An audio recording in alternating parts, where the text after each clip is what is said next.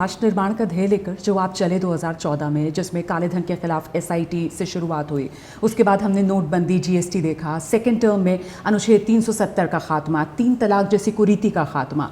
अब 2047 विकसित भारत हमें बनाना है और उसके लिए जो पहला पड़ाव जिसका आप जिक्र भी कर रहे हैं कि मोदी 3.0 में हम दुनिया की तीसरी बड़ी अर्थव्यवस्था बनने जा रहे हैं, तो उसका रोड मैप सर क्या है और इससे एक आम जन जो है देश का, उसके जीवन में क्या बदलाव आएगा?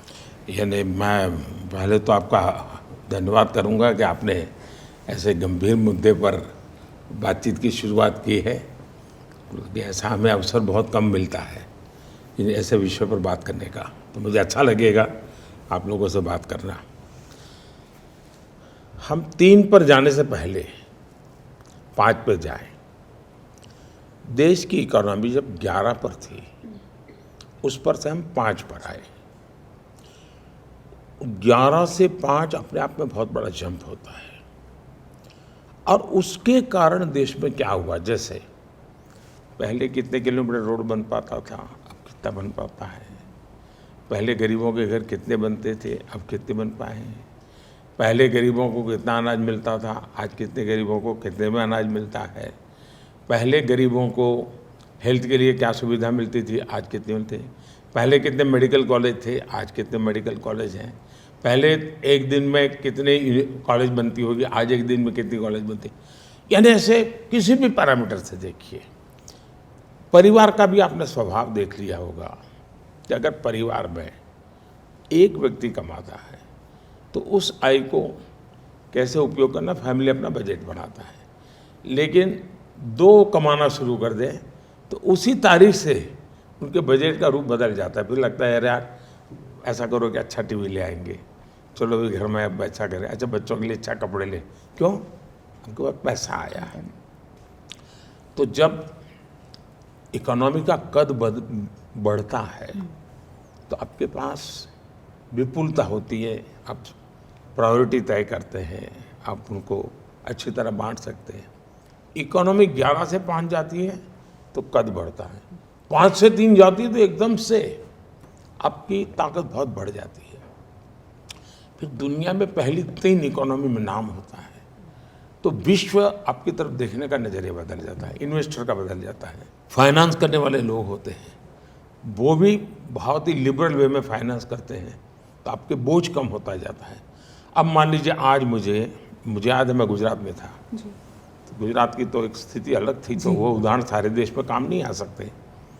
लेकिन उच्छल निझर करके एक बहुत दूर का एरिया, अब मैं तो कभी मेरी जवानी ट्राइबल की सेवा में गई हुई है तो मैं परिचित था। वहाँ से एक बार डेलीगेशन मिलने आया, बोले हमारे यहाँ रोड का कुछ कीजिए ना।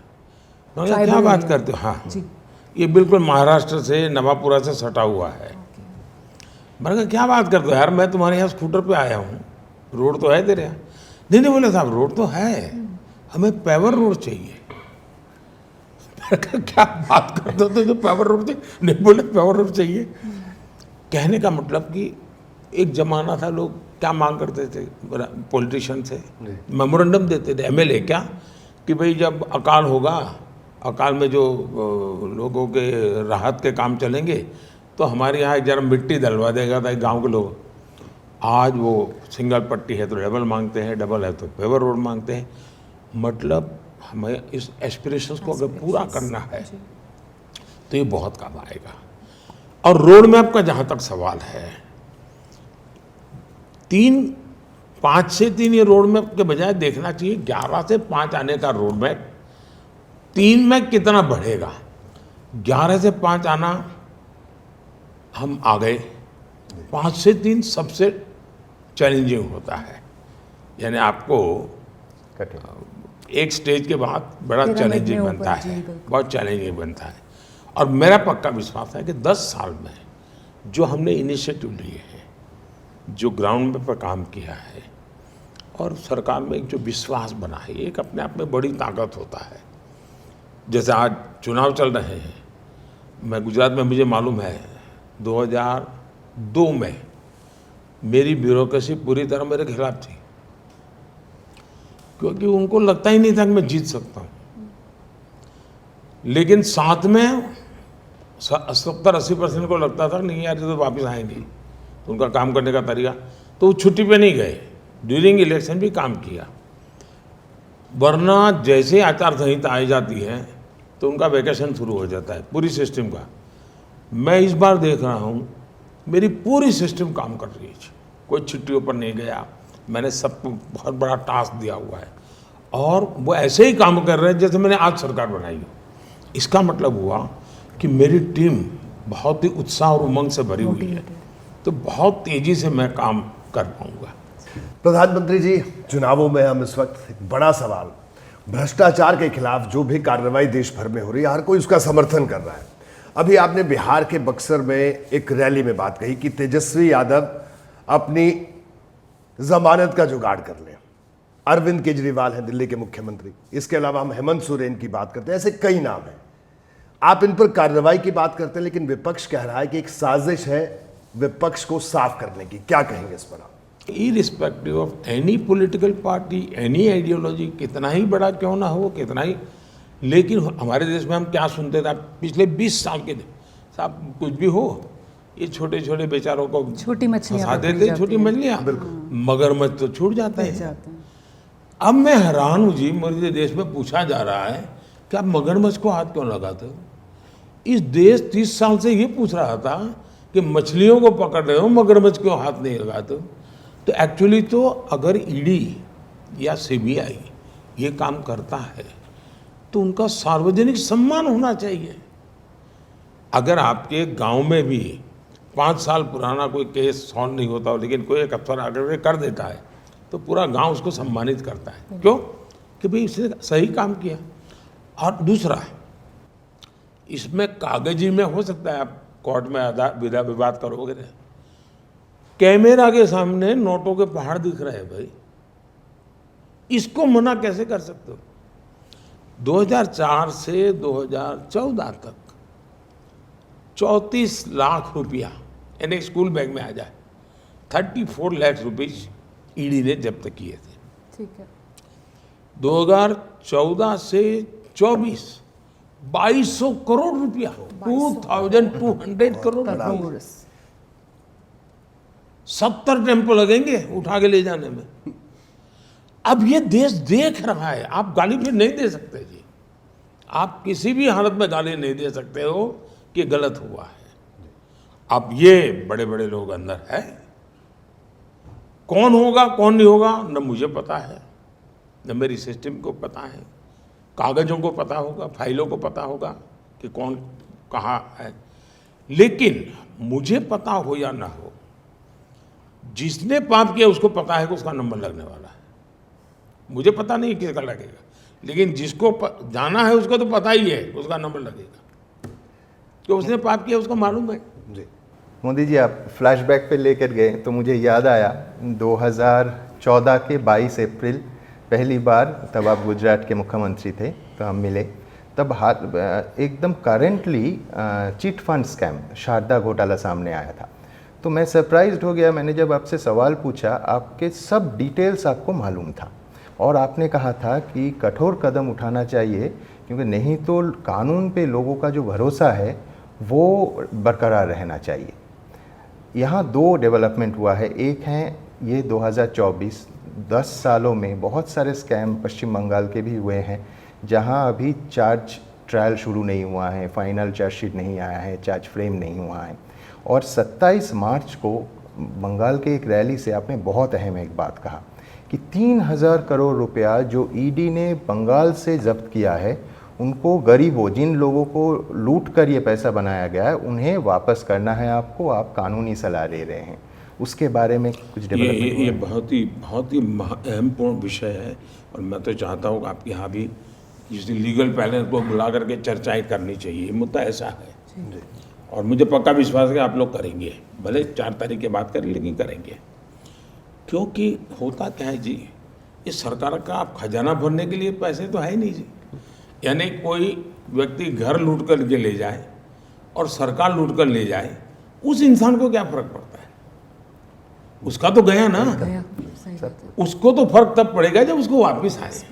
तो मेरी सोच ये है उसको वापस जाना चाहिए। वापस कैसे जाए? एक पैसा जिसने दिया है और जिसको दिया है उसका कोई ट्रेल प्रूफ एकदम। पक्का होना मनी चाहिए। ट्रेल। हाँ, मनी ट्रैक होना चाहिए, कोई न कोई एविडेंस हमारे पास उपलब्ध हो, क्योंकि हम ऐसा नहीं चाहते किसी के पैसे में वो कोई और लूट जाए, ये भी नहीं होना चाहिए। और ये संभव मुझे लगता है। अब जैसे बिहार है, नौकरी के बदले जमीन का कांड हुआ, तो जमीन किसकी थी वो पता है, एकदम अब जमीन किसकी है वो पता है, एकदम। और उसी परिवार के एक व्यक्ति को नौकरी मिला है वो भी पता है, तो फिट होता है बिल्कुल। और डेट बैठती है कि इस तारीख को नौकरी मिली और इस तारीख को जमीन दी। तो अब मैंने अफसरों को मैंने ढूंढो क्या हम जमीन उनको वापस दे सकते हैं क्या, उस पर देखें। उसी प्रकार से आपके बंगाल में रेट कार्ड है एकदम कि टीचर बनना है तो ऑफिशियल रेट कार्ड है जी। चार्जशीट में भी है। और उस पैसों का भी कैटेगरी ए को इतना जाएगा, कैटेगरी 2 को इतना जाएगा, कैटेगरी 3 को जाएगा, ऐसा एक पूरा बड़ा साइंटिफिक बना हुआ है जी। अब इससे पता चलता है कि तो मैंने मेरी पार्टी को कहा कि एक लीगल एडवाइजर टीम बनाओ, को जेन्युइनली जिसके पास सर्टिफिकेट है, योग्यता है, जिसको नौकरी मिली है वो अलग निकालो, और जिसके पास कुछ नहीं है लेकिन पा लिया है उसको अलग करो। फिर सरकार अपनी सिस्टम से दे दो। तो 3,000 करोड़ रुपया सरकार ने जब्त किया हुआ, और प्रॉपर्टी के हिसाब से दे तो मैं 1.25 लाख करोड़ रुपए के अटैचमेंट है, 2200 करोड़ तो कैश, 1.25 लाख करोड़ का हमने। अब जैसे केरल में वहाँ कोऑपरेटिव बैंक चलती है, ज़्यादातर कोऑपरेटिव बैंक ये लेफ्ट वाले चलाते हैं। सभी कोऑपरेटिव बैंक का बहुत बड़ा स्कैम है ये मिडिल क्लास लोगों ने बड़ी मेहनत के जमा किया हुआ पैसा है, तो पता है पैसा किसका था, बैंक डूब रही है। तो मैंने कहा भाई ये इनकी प्रॉपर्टी अटैच करो, उनकी प्रॉपर्टी अटैच की है। अब मैंने कहा उसमें से जिनका पैसा है कितना परसेंटेज दे सकते हैं, देखो सबको समान रूप से बांट कर दे देंगे, वो प्रक्रिया चल रही। दूसरा, पिछले दिनों अलग अलग जो मुझे मिला उसमें से अब तक 17,000 करोड़ रुपया, 17,000 करोड़ रुपये हम ऑलरेडी दे चुके हैं अब तक। तो ये जनता का पैसा है, ये जनता को मिलना चाहिए, और ये पॉसिबल है। हाँ, ये मैं बताऊँ। दूसरा एक जो काम हो रहा है, हमने जो अंग्रेजों के ज़माने से हमारा पिनल कोड आईपीसी जी आईपीसी था, वो हमने न्याय संहिता में परिवर्तित किया है। उस न्याय संहिता की जो सुविधाएं हैं उसमें एक है कि एसटी जो प्रॉपर्टी जब्त करते हैं उसको जजमेंट आने तक इंतजार करने की जरूरत नहीं, आप उसका निकाला कर सकते हैं। उसको चीज़ें बनेंगी, उसका रूल्स हम बनेंगे, 1 जुलाई से वो लागू होगा। आप ये जो बात कह रहे हैं मतलब बिल्कुल इनोवेटिव सा आइडिया, और मुझे लगता है ये कहने के बाद हो सकता है जब ये इंटरव्यू चले उसके बाद मैं ट्रोल भी हूँ, लेकिन अगर ऐसा होता है तो ये भ्रष्टाचार के खिलाफ जो मुहिम है दुनिया को दिखाने वाला, ये वाकई में मोदी का मास्टर स्ट्रोक बनेगा। एक मैं देखता हूँ कि शायद आपके सवाल का मैं एक और पहलू बताना चाहूँगा, मुझे ऐसे विचार है। 2014-19, 19-24, 24-29 है, 24-29, 14 से 19 अफसर भी हेजिटेंट से दे न दे, बताएं न बताएं, ओनरशिप कौन लेगा, हम मर जाएंगे, हमको दुश्मनी करे वगैरह वगैरह। 19 से 24 को विश्वास हुआ कि भाई ये तो कोई पॉलिटिकल भाषणबाजी नहीं, एक आदमी है, कमिटेड है जी। फिर दूसरा मेरा जीवन भी देखा उन्होंने, तो उनको लगा कि यार ये कोई गपबाजी नहीं है, पॉलिटिशियन से कुछ अलग है, ये विश्वास पैदा हुआ। तो 19 से 24 में मुझे सिस्टम का सपोर्ट मिला। मैं देख रहा हूँ कि अब जो मैं 10 साल की मेरी तपस्या लड़ाई है जी, 24 से 29 शायद ये लड़ाई अब जनता उठा लेगी और जनता मुझे भरपूर इन्फॉर्मेशन देगी, मेरा सहयोग करेगी कि साहब देखिए उस दफ्तर में फलाने ने मेरे से ये मांगा था, उसने मेरे से मांगा था, क्योंकि उसको विश्वास बन गया है कि कोई रक्षक है, तो वो मुझे बताएंगे। तो एक प्रकार से अब मास मूवमेंट बनेगी। 24 to 29 फिर कोई गाली गलौज नहीं करेगा, भ्रष्टाचार के खिलाफ कोई भी मांगेगा कि ठहरो भाई मैं आपकी फ़ोटो निकालता हूँ, जैसे मैंने अभी एक सुझाव दिया जी कि भी आप ट्रेन में टिकट चेकर टिकट बिना टिकट लोगों को पकड़ता है। लेकिन कुछ लोग ऐसे होंगे जो बार बार पकड़े जाएंगे, तो जो 10 बार से ज़्यादा बार बिना टिकट पकड़ा जाए, उसकी फ़ोटो वहाँ प्लेटफॉर्म पर लगा कि ये सज्जन इस तारीख को पकड़े गए, इस तारीख को पकड़े गए। मैंने कहा देश देखेगा क्या? तो वो बगल में बैठा हुआ, अच्छा ये बिना टिकट वाला आया है, वही चाकर को बुलाएगा, यार वो आ गया है। Habitual offender. बिल्कुल ये होने वाला है जी, मैं ये देख रहा हूँ जी। और उसमें अगर मीडिया मेरी मदद करे तो एक बहुत बड़ा जन आंदोलन खड़ा हो, क्रांति आ जाएगी। सही बात है। सर, सवाल मेरा ये है कि आपने इतने चुनाव लड़े, अब 4 जून बिल्कुल नतीजों का दिन सामने ही है। अच्छा, हम लोगों का रिजल्ट आता था स्कूल में जब पढ़ते थे तो साहब बड़ी नर्वसनेस होती थी। अच्छा, अभी भी नौकरी में हैं हम सभी, जिस दिन पता होता है कि आज चिट्ठी बंटने वाली है अप्रेजल की, उस दिन भी सुबह से धुकधुकी सी होती है।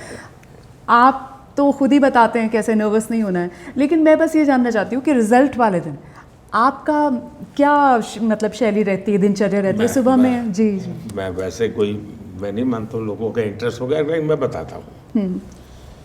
एक मैं पता नहीं क्यों मैं एक्स्ट्रा कॉन्शियस रहता हूँ उस दिन, उन चीज़ों से दूर रहने के लिए। नंबर्स वगैरह नहीं देख रहे होते हैं टेलीविजन इसलिए पे? मैं कहता हूँ कि मैं एक तो मेरा जो उस दिन का मेरा जो रेगुलर मेरा ध्यान वगैरह होता है, उसको थोड़ा टाइम ज़्यादा बढ़ाता हूँ मैं।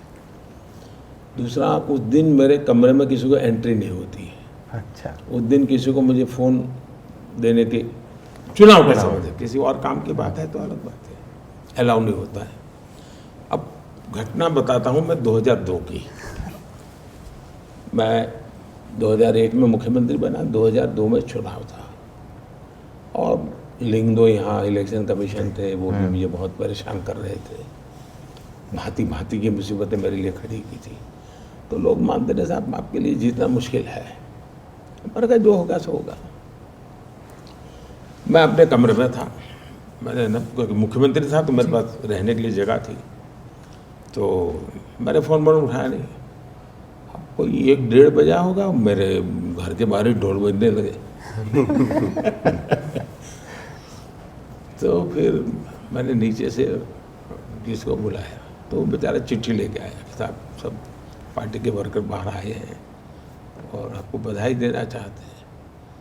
तो फिर मैंने 1-1:30 बजे पहली बार जाना कि क्या रिजल्ट आया है। तब तक मैंने नीचे, तब तक 2/3 मेजोरिटी करीब क्लियर हो चुकी थी। तो फिर मैंने नीचे कहा कि ऐसा करो भाई, एक अच्छी माला मंगवा लो और मिठाई मंगवाओ, क्योंकि मैं पहले केशव पटेल के घर जाऊंगा जी, मैं उनको माला पहनाऊंगा, उनको मुंह मीठा करूंगा, उसके बाद मैं चुनाव की। तो मैं उस दिन केशव के घर गया 1:30-2 बजे, उनको माला पहनाई, उनको मिठाई खिलाई, तब जाकर के मैंने उसका सेलिब्रेशन किया। तब तक मैंने नहीं किया। अभी भी मैं एग्जिट पोल आता है उस दिन भी मैं अपने आप को दूर रखता हूँ। जिस दिन रिजल्ट आता है उस दिन भी करीब करीब एकदम से क्लियर हो जाओ करीब 1:30-2 बजे तक, तो मैं ज़्यादा उसमें अपने आप को उलझाता नहीं। तो मैं एक प्रकार से विरक्त भाव से अपना समय मेरे भीतर खोया हुआ मैं बिताता हूँ। यानी आप नतीजों का इंतजार करते हैं, रुझानों पर ध्यान नहीं देते? मैं न रुझान पे ध्यान देता हूँ, न नतीजों पे ध्यान देता हूँ। मैं एक मिशन के लिए मरने वाला इंसान हूँ। तो 30 तारीख शाम तक मेरा काम है, मैं करता रहूँगा, मेरी पार्टी ने मुझे कहा है।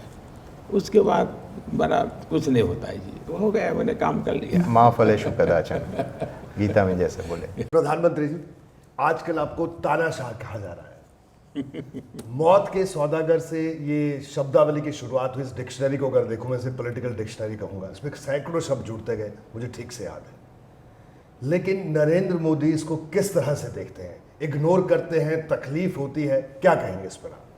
मुझे लगता है ये जो तानाशाह बिरादरी होगी ना, वो सबसे ज़्यादा दुखी होती होगी। उनको लगता है कि तानाशाह का इतना डिवेल्यूशन हो गया है, इतना अपमान हो रहा है, इतना डिग्रेडेशन हो गया। ऐसा कैसा तानाशाह जो तानाशाह की गालियाँ सुनता है फिर भी कुछ बोलता नहीं है। तो जो एक्चुअल तानाशाह हो गया ना, उनको लगता है हमारा मार्केट डाउन हो रहा है जी। तो मुझे ऐसा लगता है। देखिए, मैं हमेशा कहता हूँ और ये मैं मानता हूँ, मैं ये कोई मेरे पॉलिटिकल वर्जन नहीं है, ये नामदार है, हम कामदार हैं। और इसलिए हमारे नसीब में गाली गलौज अपमान लिखा हुआ है जी। आप और आपके पार्टी एकदम शुरू से ओबीसी के अंदर मुसलमानों को आरक्षण देने के मामले में आपका स्टैंड बड़ा साफ है कि आप इसका खिलाफ हैं, और सारे इस चुनावी दौर में भी रैलीज़ में आपने इसका जिक्र किया है।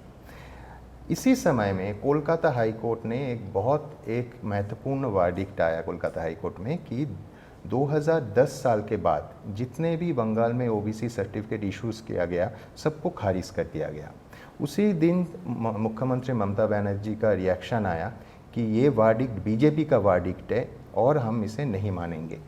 तो mister prime minister, what's your reaction on this? देखिए, इसके अलग अलग पहलू है। एक तो इस प्रकार की बयानबाजी ये अदालत का अपमान है। आप अदालत में जाइए, लड़ाई लड़ो भाई। लेकिन इस प्रकार से कहना, कोर्ट को कहना है कि बीजेपी, मतलब आप अदालत को इस प्रकार से अपमानित करें, तो ये सुप्रीम कोर्ट का काम है कि इसको गंभीरता से ले और जो भी आवश्यक है वो कार्यवाही करे। अभी कोई व्यक्ति अदालत को इस प्रकार से क्यों अपमानित करे, ये तो अनुचित है। जजमेंट के संबंध में उसका ओपिनियन हो सकता है, तो ऊपर की अदालत में चले जाए जहाँ तक कोर्ट का मामला है। दूसरा है, आपने जो कहा उसका एक पहलू, ये गलती हो रही है। मैंने कभी ये नहीं कहा है, मेरा क्या कहना है, मैं ये कहता हूँ कि भारत की संविधान सभा ने जब संविधान बना महीनों तक इन मुद्दों पर डिबेट किए हैं और सहमति से विचार बना कि भारत में हम धर्म के आधार पर आरक्षण नहीं दे सकते हैं। तो मेरा कहना ये है कि भाई हमें संविधान की भावना का सम्मान करना चाहिए, संविधान में जो लिखा गया है उसका सम्मान करना चाहिए। और बाबा साहब आम्बेडकर हो, डॉक्टर राजेंद्र बाबू हो, चाहे पंडित नेहरू हो, इन लोगों ने सबने कहा है कि हमारे देश में धर्म के आधार पर आरक्षण नहीं होना चाहिए। आज ये धर्म के आधार पर आरक्षण करना चाहते हैं, तो मैं कहता हूँ ये संविधान का अपमान है, ये संविधान को ख़त्म करने के उनके तौर तरीके हैं। और इसलिए हम चाहते हैं कि भाई योग्यता के आधार पर, अब जैसे मैंने पार्लियामेंट में किसी भी प्रकार के तनाव, हर देश में आरक्षण के मुद्दे पर हर बार लड़ाई हुई है, एकदम जी, हर बार समाज में बिखरा हुआ है। मैं अकेला व्यक्ति हूँ जिसने आरक्षण का निर्णय भी किया और समाज को जोड़ा। कब? मैंने जो लोग इस कैटेगरी में नहीं आते, SC ST OBC में, ऐसा जो समुदाय है जिसको आप कहे बनिया, ब्राह्मण, उच्च वर्ण जिसको कहा जाता था, जो सामान्य वर्ग के लोग जिसको कहें, उनमें भी गरीबी तो है। बिल्कुल। आरक्षण उनको भी मिले तो शायद उनकी जिंदगी बन जाए। तो मैंने सोचा कि 10% आरक्षण सामान्य वर्ग के गरीबों को देना, तो सामान्य वर्ग के गरीबों का मैंने 10% आरक्षण किया है। आर्थिक स्थिति को मद्देनजर उस सामान्य वर्ग में जो अन्य बेनिफिट नहीं लेते हैं, SC ST OBC, उसके बाहर का है, उसमें मुसलमान भी है, कोई भी हो सकता है, उसमें मुसलमान भी है, उसमें हिंदू भी है, इसमें ईसाई भी है, इसमें जैन भी है, इसमें बौद्ध भी है, पारसी भी है। कोई तनाव नहीं हुआ इस देश में। क्यों? मैंने धर्म के आधार पर आरक्षण नहीं किया था, मैंने सामान्य वर्ग के गरीब लोगों के लिए आरक्षण किया। उसकी एक आर्थिक स्थिति की समय मर्यादा तय की और इस देश ने बहुत ही प्यार से स्वीकार किया। इवन दलित समाज ने भी स्वीकार किया, आदिवासी समाज स्वीकार किया, OBC समाज ने स्वीकार किया और सामान्य समाज ने भी स्वीकार किया। तो सोशल हार्मनी भी बनी रही और जिसका हैंड होल्डिंग की जरूरत थी वो भी हुआ। तो मैं धर्म के आधार पर आरक्षण, हम एक बार धर्म के आधार पर देश को बांट चुके हैं, अभी भी हम धर्म के आधार पर निर्णय करते जाएंगे तो देश का क्या होगा? हम ये तनाव क्यों पैदा करते हैं? जस्ट आपकी वोट बैंक पॉलिटिक्स के लिए। और इन्होंने सबसे बड़ा काम किया, वो धोखा किया OBC समाज के साथ। TMC ने क्या किया? 77 कम्युनिटीज को रातों रात OBC बना दिया, कोई प्रक्रिया की बिना, बिना सर्वे किए। हाँ, कोई प्रक्रिया नहीं की उसके लिए। बिल्कुल एडमिनिस्ट्रेटिव फैसला लिया उन्होंने। एस्टैब्लिश्ड नॉर्म्स हैं, उन्होंने 77 कम्युनिटीज को ओबीसी बना दिया। अब ओबीसी का इतना मान लीजिए इतना एक केक है आपका जी। अब नए 77 कम्युनिटी आई तो केक का आधे से उधर, तो उन लोगों के साथ आपने अन्याय किया। क्यों? क्योंकि आपके वोट बैंक पर। कर्नाटका में क्या किया? इन्होंने रातों रात सभी मुसलमानों को ओबीसी घोषित कर दिया। मतलब जो ओबीसी के लिए आरक्षण का बल था उसका बड़ा हिस्सा रातों रात आपने लूट ही लिया। तो उसका मतलब ये हुआ कि जो संविधान प्रेरित बातें हुई थी, जो संसद में चर्चा करके तय हुई थी, आप बैकडोर एंट्री से जिसको मिला है उसे लूट रहे हो, और जो लेने के हकदार है नहीं उसकी कोई जांच पड़ताल किए बिना भारतीय चले जा रहा हो।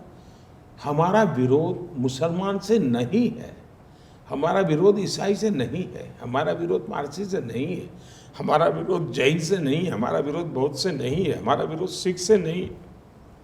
हमें कहना है कि भारत का संविधान कहता है कि धर्म के आधार पर आरक्षण नहीं होना चाहिए, और हमें लेटर एंड स्पिरिट में अब ज़्यादा जिम्मेवारी से इसको पालन करना चाहिए। उस समय इतना गंभीर था मामला, आज तो ज़्यादा गंभीर है। प्रधानमंत्री जी, आपने जो भी बात कही कि साहब धर्म के आधार पर बंटवारा और उसका दर्द ये देश झेल चुका है, बावजूद इसके चुनाव दर चुनाव धर्म की एंट्री हो जाती है, अब वोट जिहाद आ जाता है, मुसलमान आ जाता है, चुनाव बीत जाता है, लेकिन वो जो समाज का ताना बाना सा है, बंधुत्व वाला, भाईचारे वाला, उसको वो थोड़ा कमज़ोर सा करता चलता है। मैं सिर्फ सवाल आपसे ये पूछना चाहती हूँ कि इन विषयों पर कभी चुनाव की गहमा गहमी से दूर अगर आप बैठकर विचार करते हैं तो इस देश के मुसलमान को लेकर आपको दया ज़्यादा आती है कि इसको हर बार वोट बैंक के नाम पर लॉलीपॉप पकड़ाई जाती है और ये धोखे में खुश हो जाता है, आपको गुस्सा आता है कि इसको हर बार वोट बैंक के नाम पर धोखा दिया जाता है और ये फिर भी सह रहा है धोखे को? मैं आपको मेरा अनुभव बताता हूँ। मैं उस दिन बहुत चौंक गया था जिस दिन देश के एक प्रधानमंत्री ने लाल किले से कहा।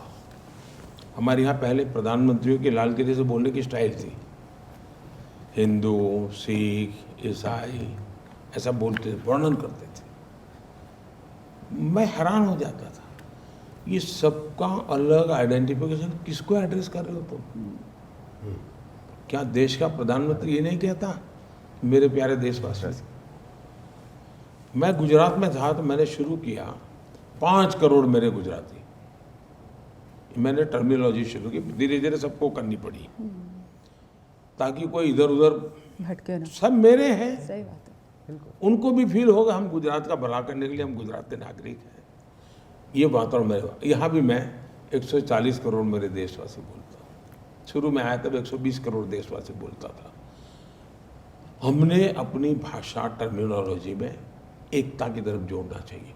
जहाँ तक आपने जो चिंता व्यक्त की, ये चिंता सही है।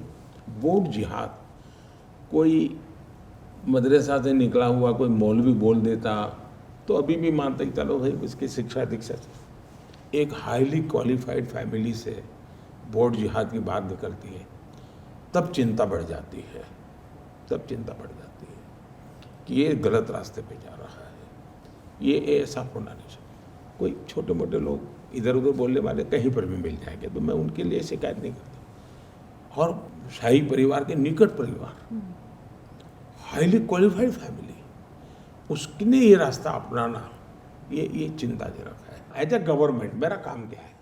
There should be no discrimination, सबके लिए समान। हाँ, लेकिन मैं ये कहूँ सर तो मैंने क्या कहा, मुझे अब चलना है 100% सैचुरेशन। मानो मेरे पास 4 करोड़ घर है और 4 करोड़ लाभार्थी की सूची है, तो मुझे कोई डिस्क्रिमिनेशन के बिना उन लाभार्थियों को मकान देना है। हो सकता है किसी को जनवरी में मिलेगा, किसी को मार्च में मिलेगा, लेकिन क्योंकि तुम इस जात के हो तो मिलेगा, उस जात के हो तो नहीं मिलेगा, इस धर्म के हो तो मिलेगा, उस धर्म के है तो नहीं मिलेगा, ये नहीं चलेगा। दूसरा, मैं जब 100% सैचुरेशन कहता हूँ तो सामाजिक न्याय की गारंटी है। मैं जब 100% सैचुरेशन कहता हूँ तो सेकुलरिज्म की गारंटी है। मैं जब 100% सैचुरेशन की बात करता हूँ तब ट्रांसपेरेंसी की गारंटी है, नो करप्शन। तो हर एक को मालूम है कि 3 महीने के बाद मिलना है, चलते 1 रुपया मांगेगा नहीं दूंगा, मैं बैठा हूँ देखता हूँ, मोदी ने कह दिया है मिलने वाला है। तो मेरी जो स्ट्रैटेजी है वो ये है, सबका साथ सबका विकास ये सिर्फ नारा नहीं है जी, मेरी हर चीज में वो प्रैक्टिस है, हर चीज में। अब देखिए डीबीटी, डायरेक्ट बेनिफिट ट्रांसफर, जी 38 लाख करोड़ रुपीस हमने डीबीटी किया है, 38 लाख करोड़।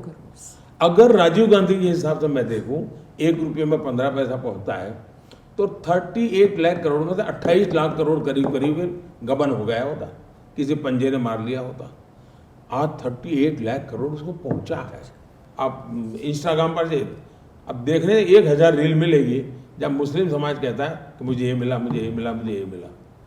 वो तो आंकड़ों में नजर आता है। हाँ। चाहे उज्ज्वला योजना हो, चाहे प्रधानमंत्री आवास हो, जो मुसलमानों की इस देश में आबादी है, अगर लाभार्थी इन योजनाओं के देखा जाए तो मुसलमान तो उससे बहुत ज्यादा है, मतलब बढ़ चढ़कर उनको मिल रहा है। सबको मिला है जी, सबको मिला है। प्रधानमंत्री जी, रामकृष्ण मिशन से आपका बरसों पुराना रिश्ता है। आपने कई बार मुझे भी कहा है कि पूर्व प्रेसिडेंट स्वामी आत्तोस्थानंद जी, आप उनके सेवक रह चुके हैं, वो मैग्नेट की तरह आपको बंगाल की ओर खींचते थे। तो लेकिन अनफॉर्चुनेटली इस चुनावी राजनीति में रामकृष्ण मिशन, भारत सेवाश्रम संघ और इस्कॉन को घसीटा जा रहा है।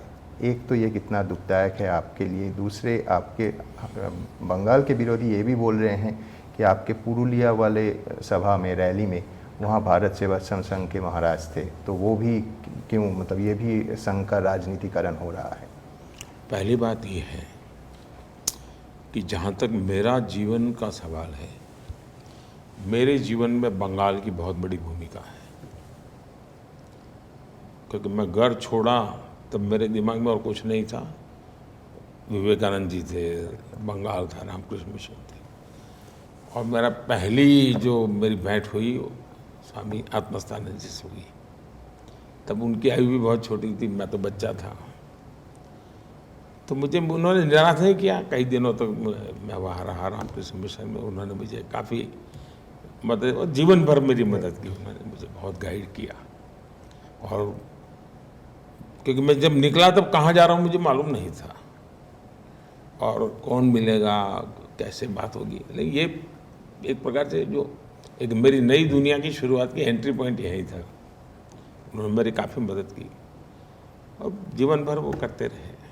और मज़ा ये है कि मैं सीएम बना या मैं पीएम बना, उनको कोई लेना देना नहीं था। उनके लिए तो मेरा नरेंद्र, वो मुझे हमेशा तू करके बुलाते थे। मेरी माँ के मुझे तू नहीं कहते थे, आत्मस्थान जी मुझे तू कह करके बुलाते थे आखिरकार भी।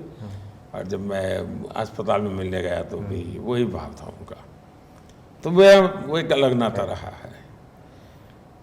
इन दिनों इनके साथ जो हो रहा है, कोई मुझे बताए जी कि अगर स्वामी अग्निवेश आपकी चुनाव सभाएं में संबोधित करे तो आपको कोई प्रॉब्लम नहीं। लेकिन ये आप मुझे बताइए, क्या ममता जी कलकत्ता की गलियों में ये सभी साधु महत्वों को लेकर के जुलूस नहीं निकाले हैं क्या? हर साल 2-3 बार कोई लड़ाई होती है तो ऐसे ही लोगों को आगे करके निकलती है। अगर किसी का विचार, वो नागरिक हैं, और ये लोकतंत्र तो एक प्रकार से बहुत बड़ी ओपन यूनिवर्सिटी होती है। मैं तो चाहता हूँ किसी ने घर में नहीं बैठना चाहिए, हर एक ने बाहर निकलना चाहिए, हर एक ने अपने ओपिनियन खुल करके बताने चाहिए, हर एक ने एजुकेट करना चाहिए एक दूसरे को। ये मंथन का समय होना चाहिए। इलेक्शन ये हमारे विचारों के मंथन का महापर्व होना चाहिए, भलाई के लिए। ऐसा है जिसका जो ठीक लगता है बोलो ना भाई। ऐसा है, खुलापन कभी न कभी बेनिफिट करता है। पॉइंट ऑफ व्यू हम दबा के रखेंगे तो अंदर से कभी विस्फोट हो जाएगा। आओ निकलो भाई, जो भी गुस्सा है निकालो। कोई मुझे मौत का सौदागर कह देता है तो मुझे लगा चलो कम से कम उसका गुस्सा तो निकला यार, उसको अच्छी रात को नींद आएगी, वेंटिलेशन हो रहा है। इस काम तो है उनको।